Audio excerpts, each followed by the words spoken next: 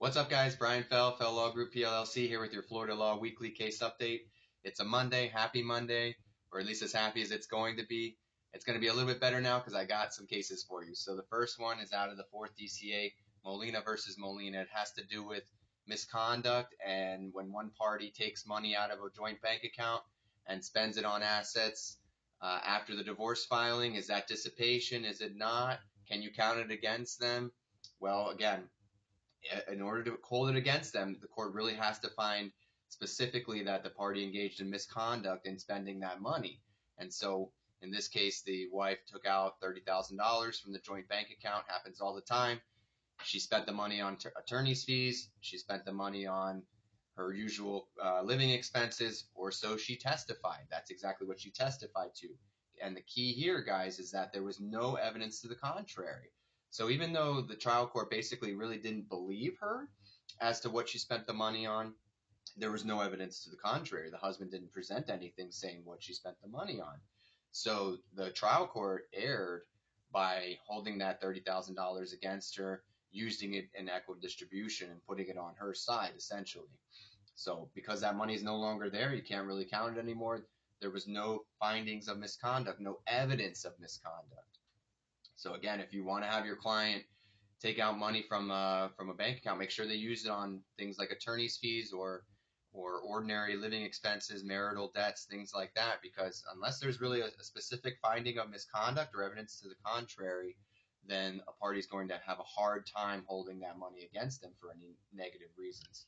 Next case is out of the 4th DCA. It's a marital home valuation case.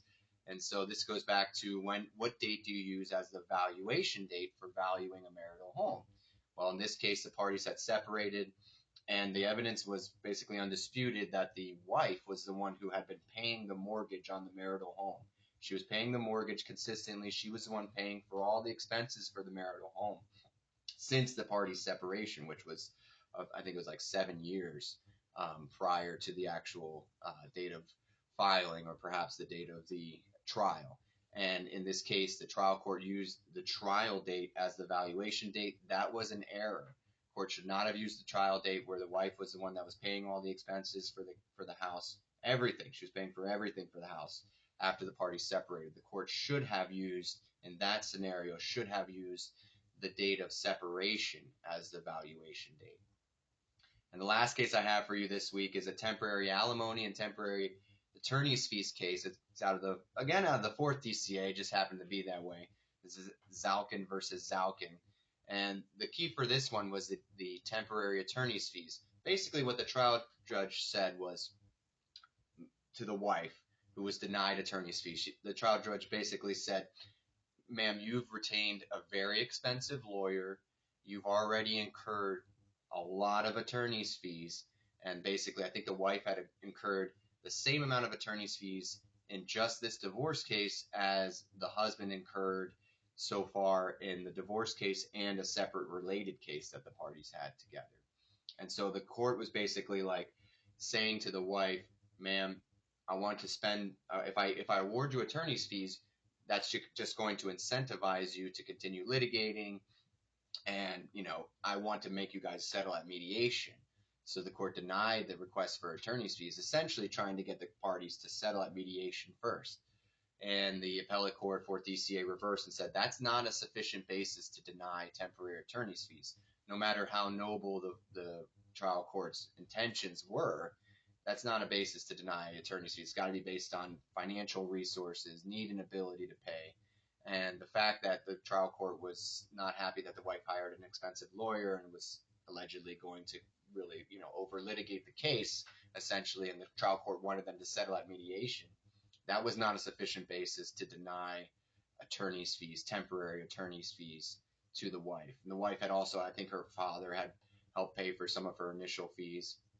But again, the trial court really needed to base it on need and ability to pay and the actual temporary attorney's fees standard, instead of just trying to get the parties to settle. Because the appellate court made a good point in that, well, what if the wife was actually pursuing legitimate claims and she didn't have enough money to pursue those claims? The husband made 10 times the amount that she made.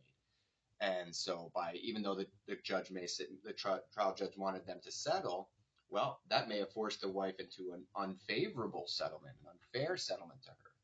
So if you're a trial judge or if you're arguing these points, don't take the position that I want us to go to mediation.